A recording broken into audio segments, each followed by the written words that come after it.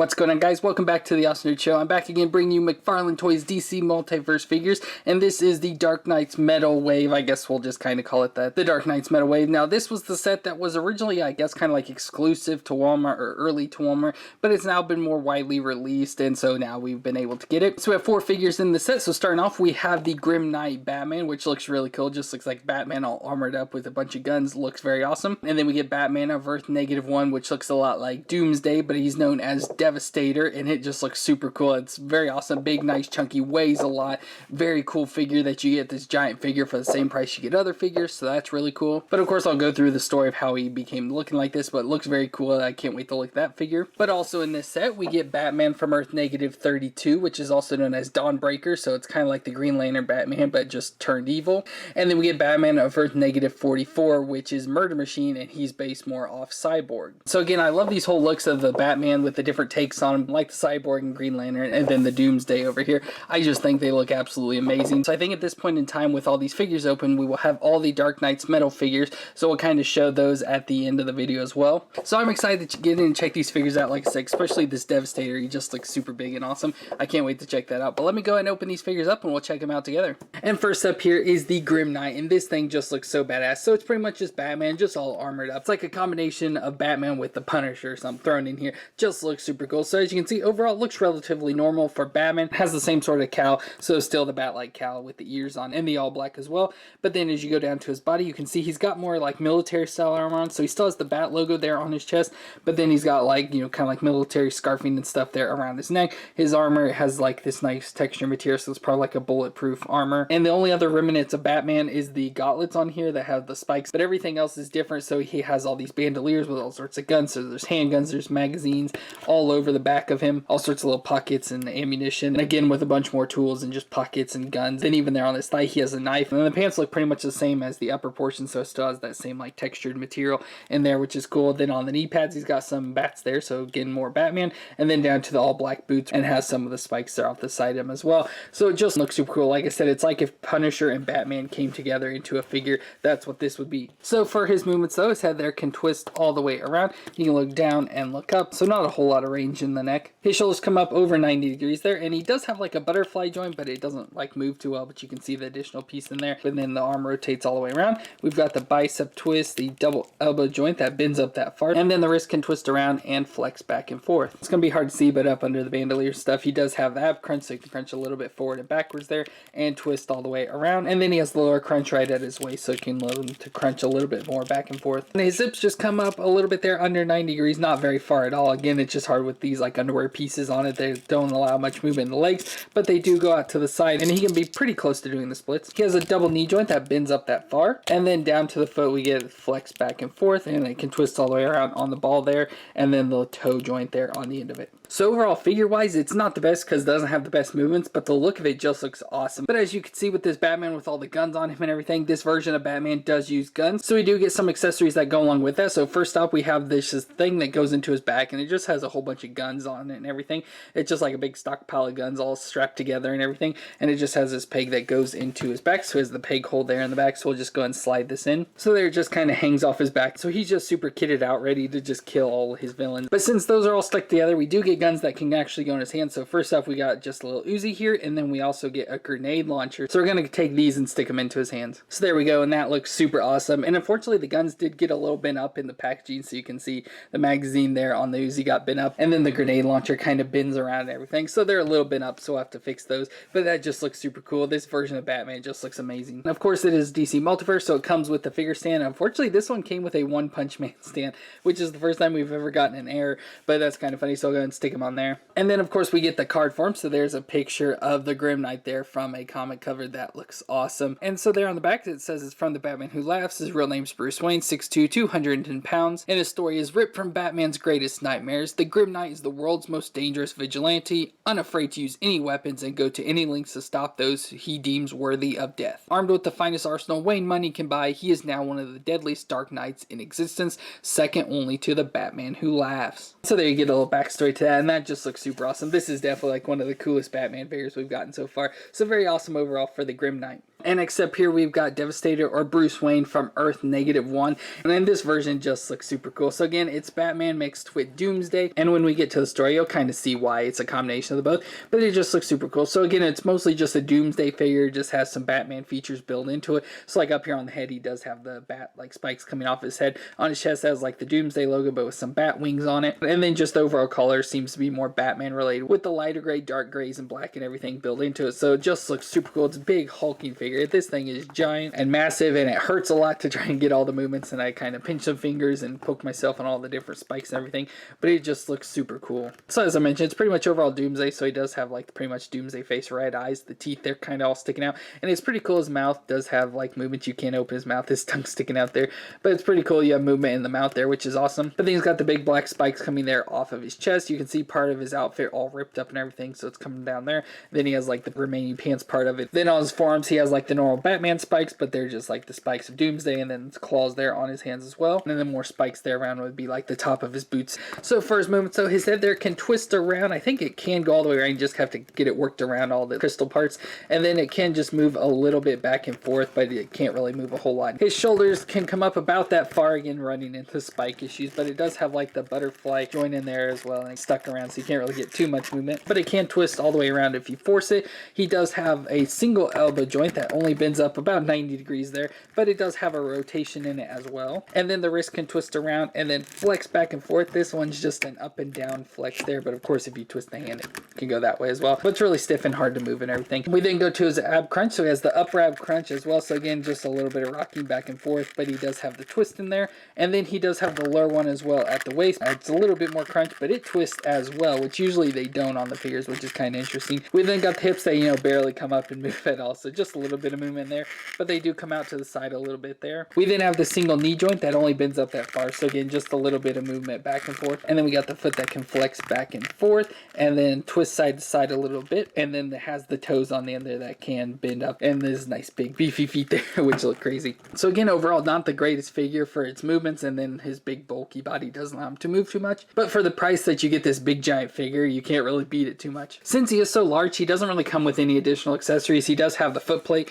which he stands pretty well since his feet are so big, but you could put him on the stand if you wanted to. But we do have his card, so there's a picture of him there, which look really cool. And if we flip around, it says it's from Dark Knight's Metal, Bruce Wayne. This time he's 8'10" and 915 pounds. And it says, crashing into our world from the dark multiverse's Earth 1 comes a nightmare's fusion of the only two beings capable of taking on the Man of Steel, Doomsday, and Batman. The Devastator is an all-powerful creature in which the unstoppable might of Doomsday is combined with the unmatched intelligence of Batman. So there you get a little bit of the story, but the actual thing is that Batman had kept a vial of the Doomsday virus, so it's kind of like how in stories where he keeps kryptonite and stuff, so just if Superman ever does go bad or turn bad or anything, he keeps a part of Superman's weakness so that he can use it to try and beat Superman. So he does this with the Doomsday virus, and then it's kind of like Batman versus Superman. Superman starts going crazy, so Batman goes to face off with him and takes a kryptonite spear and tries to use it, but Superman ends up like cutting his arm off and everything. So in a desperate act, Batman drinks the Doomsday virus and ends up turning into Devastator. So his arm grows back and then he turns into like a giant Doomsday figure. And then he takes on Superman and ends up killing him, and then ends up joining the Batman Who Laughs. So that's just a little bit more explanation of how he ends up turning into the Doomsday-like figure, but still very cool for the Devastator figure overall. He's just big and massive and looks amazing. And next up, we've got Dawnbreaker or Batman from Earth -32, and this just looks super cool. So again, an infusion of Batman with Green Lantern, and I believe the Batman of -Earth-32 already exists, where it was a storyline where Batman ended up getting the Green Lantern ring after his parents' death, and with Bruce being in desperation, the ring ended up coming to him and he turned into a Green Lantern. But with Dawnbreaker here, he ended up using the ring to go back and use its powers to kill Joe Chill, which killed his parents, and then it kind of turned him into more villainous. He started going around killing criminals, and then he created a mixture of darkness with green energy to turn himself into Dawnbreaker. So he looks really cool here, again, a mixture of the two. So it's a lot like Batman looking armor on, but with the green mixed into it. So like there up at his face, it still has like the cowl looking parts of it. His face looks pretty gross, like he looks like he's old and decaying or something, which looks pretty nasty. You can see some of his teeth there, but he has some green goggles on, which look cool, and then some tubing that goes up into the mask that then goes down into his body. He's got all sorts of tubes and stuff going around there. This nice green chest plate there that goes all the way around him. Looks cool.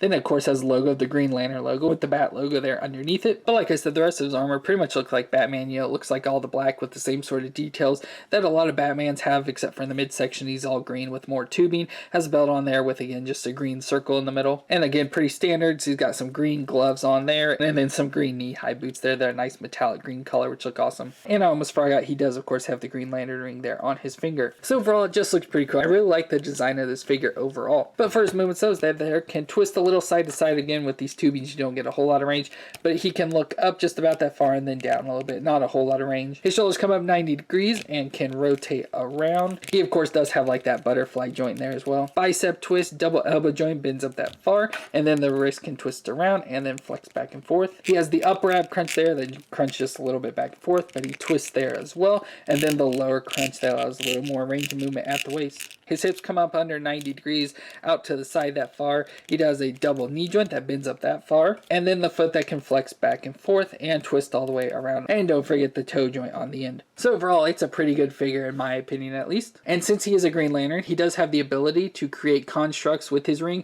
So we get this cool construct here of a bunch of bats, and they have like all these like tentacles and stuff coming out, which look pretty cool, but with bats on the end of it. So the bat looks cool there. Then there's two smaller ones there.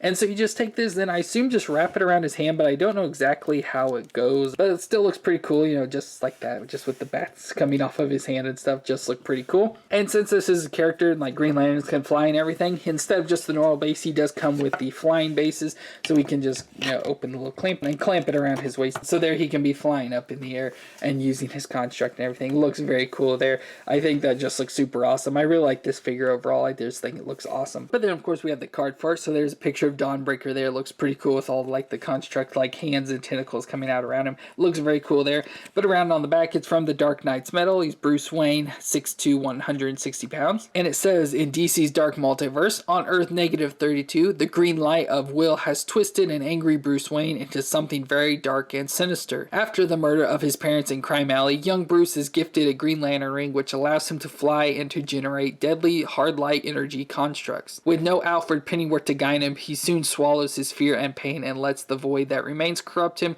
and the ring, unleashing a wave of darkness across his world and now ours as the Dawnbreaker. So just very cool there overall, and that's it for Dawnbreaker. And our final figure is Murder Machine, or Batman-averse -44. And again, this looks very cool. And if you can tell, it's a mixture of Batman with Cyborg. And I just really like this because it is an all-solid color, and it's a dark, like, metallic gray. And I think it may have some shininess. It looks kind of like sparkly, but I can't really tell for sure.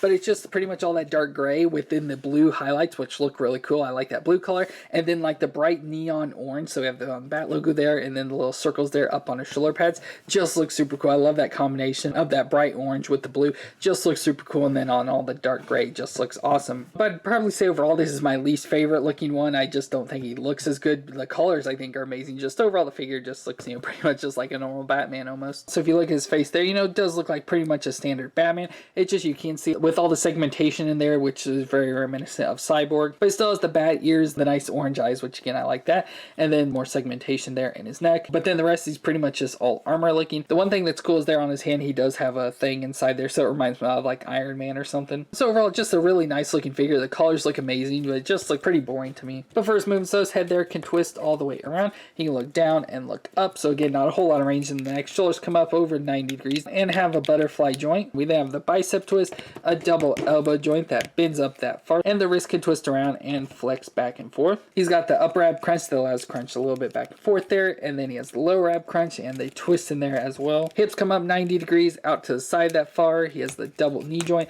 that only comes up that far, and then the foot can flex back and forth, twist all the way around on the ball, and the toe joint on the end. So again, overall, just a pretty standard action figure. Nothing too special going on with this one.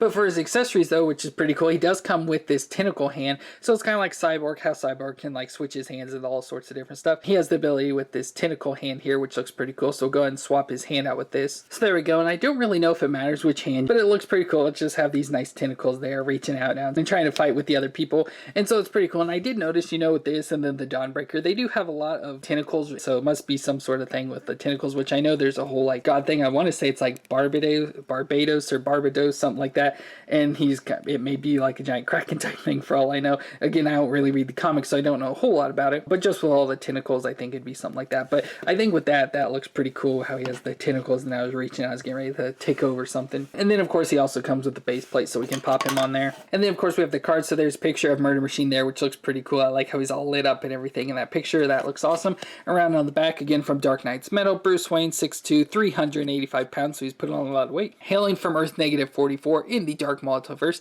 this Dark Knight was born when an all-powerful AI program designed by Cyborg began to misinterpret its coding to homicidal ends. A cybernetic nightmare, the Murder Machine is a metallic mangling of the technological power of Cyborg and its tactical brilliance of Batman, formed by an ever-changing nanobots. So again, with a little bit more of the story, the AI program I was talking about was an Alfred AI. Then the storyline, Alfred ended up dying, so Bruce went to Cyborg to ask him to build like an AI technology of Alfred that could do all the same work, but it ended up turning evil and taking over Bruce Wayne, replacing his body with robot parts so that he wouldn't be injured and everything all the time, forming into Murder Machine here, so that is pretty dang cool. And so overall, I guess that's really it for Murder Machine. Like I said, not the best looking figure, but I really like the colors on this a lot. So there we've got our entire roster so far of the Dark Knight's medals, and they just look super awesome. This is such a great collection of figures. They just all look super cool. And I did notice though just how tall the Merciless is compared to the Devastator, so it's definitely the tallest, but it was a Build-A-Figure, so it does kind of make sense that it was that tall and not just a straight out figure. But just overall, this just looks super awesome with this whole collection here together. But I hope you enjoyed this review of the McFarlane Toys DC Multiverse set of Batman Dark Knight's metal figures, where we got the Grim Knight, Devastator, Dawnbreaker, and Murder Machine.